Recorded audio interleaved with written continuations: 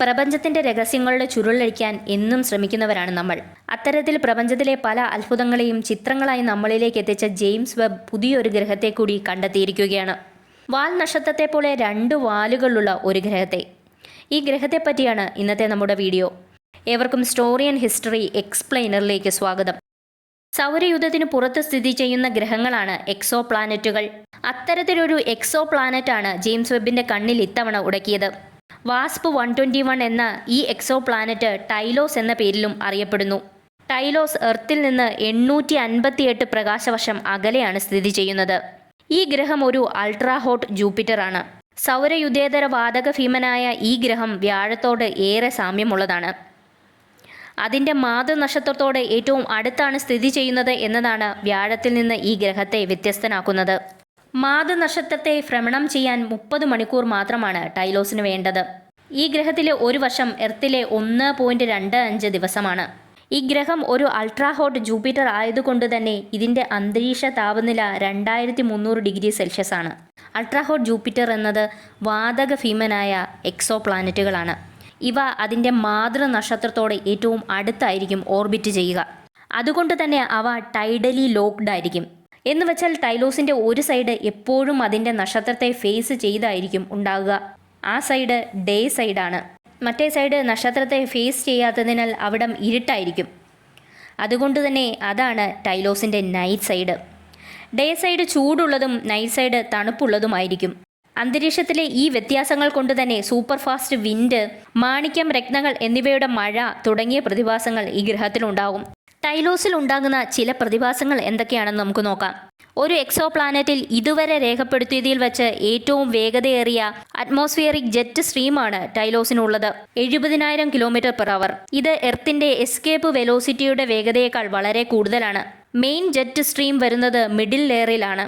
ടൈലോസിൻ്റെ അറ്റ്മോസ്ഫിയറിന് 3 ലെയറുകളാണ് ഉള്ളത്. ലോവർ ലെയറിൽ vaporised iron ക്ലൗഡിനെ കാറ്റ് ചൂടുള്ള ഡേ സൈഡിൽ നിന്ന് തണുത്ത നൈറ്റ് സൈഡിലേക്ക് കൊണ്ടുപോകുന്നു. മിഡിൽ ലെയറിൽ സോഡിയം, ഹൈഡ്രജൻ എന്നിവയുടെ വളരെ വേഗത്തിലുള്ള ജെറ്റ് സ്ട്രീം ഗ്രഹത്തിൻ്റെ ഭ്രമണത്തേക്കാൾ വേഗത്തിൽ നീങ്ങുന്ന പ്രതിഭാസം നടക്കുന്നു.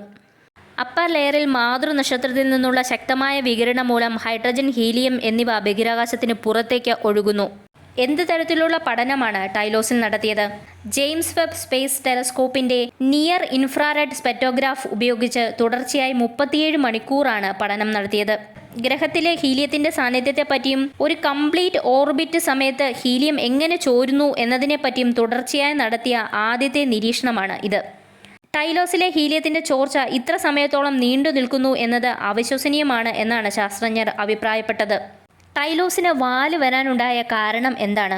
അപ്പർ ലെയറിൽ നക്ഷത്ര വികിരണത്താൽ ഗ്രഹത്തിന്റെ അന്തരീക്ഷം വളരെയധികം ചൂടാകുന്നതിനാൽ വെയിറ്റ് കുറഞ്ഞ ഹൈഡ്രജൻ, ഹീലിയം വാതകങ്ങൾ ബഹിരാകാശത്തേക്ക് ഒഴുകുന്നു. ഒരു ഗ്രഹത്തിന്റെ അന്തരീക്ഷത്തിൽ നിന്ന് ഇത്തരത്തിൽ വാതകങ്ങൾ ചോർന്ന് ബഹിരാകാശത്തേക്ക് പോകുന്ന പ്രക്രിയയാണ് അറ്റ്മോസ്ഫിയറിക് എസ്കേപ്പ്. വാതക തന്മാത്രകൾ ഗ്രഹത്തിന്റെ എസ്കേപ്പ് വെലോസിറ്റി മറികടക്കാൻ ആവശ്യമായ എനർജി നേടുമ്പോഴാണ് ഈ പ്രതിഭാസം ഉണ്ടാകുന്നത്. ഗുരുത്വാകർഷണ വലയത്തിൽ നിന്ന് പൂർണ്ണമായും രക്ഷപ്പെട്ട് ബഹിരാകാശത്തേക്ക് പോകാൻ വേണ്ടിവരുന്ന കുറഞ്ഞ വേഗതയാണ് എസ്കേപ്പ് വെലോസിറ്റി. ഇതിന് വേണ്ടിവരുന്ന എനർജി ഹീറ്റ് അല്ലെങ്കിൽ സോളാർ റേഡിയേഷനാണ്.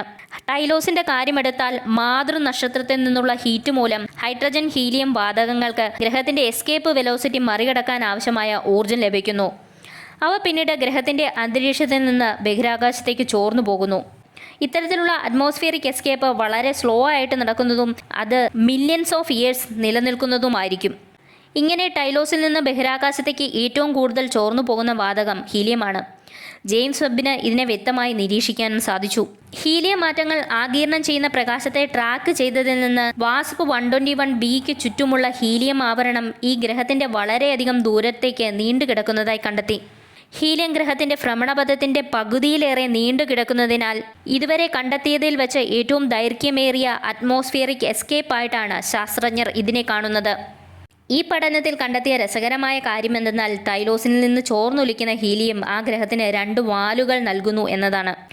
അവയിൽ ഒരു ടെയിൽ മാതൃനക്ഷത്രത്തിൽ നിന്നുള്ള വികിരണവും കാറ്റും മൂലം എക്സോ പ്ലാനറ്റിന്റെ പിന്നിലേക്ക് തള്ളപ്പെട്ടതായും രണ്ടാമത്തെ ടെയിൽ ഗ്രാവിറ്റി മൂലം ഗ്രഹത്തിന്റെ ഭ്രമണപഥത്തിലൂടെ മാതൃനക്ഷത്രത്തിലേക്ക് നീണ്ടുകിടക്കുന്നതായും കാണാം. ഇങ്ങനെയാണ് വാസ്പ് 121b അഥവാ ടൈലോസ് വാലുള്ള എക്സോ പ്ലാനറ്റായി മാറിയത്. ടൈലോസിനെ പറ്റിയുള്ള എല്ലാ ഇൻഫർമേഷനും നിങ്ങൾക്ക് കിട്ടിയെന്ന് വിശ്വസിക്കുന്നു. മറ്റൊരു വീഡിയോയുമായി സ്റ്റോറി ആൻഡ് ഹിസ്റ്ററിയിലൂടെ വീണ്ടും കാണാം.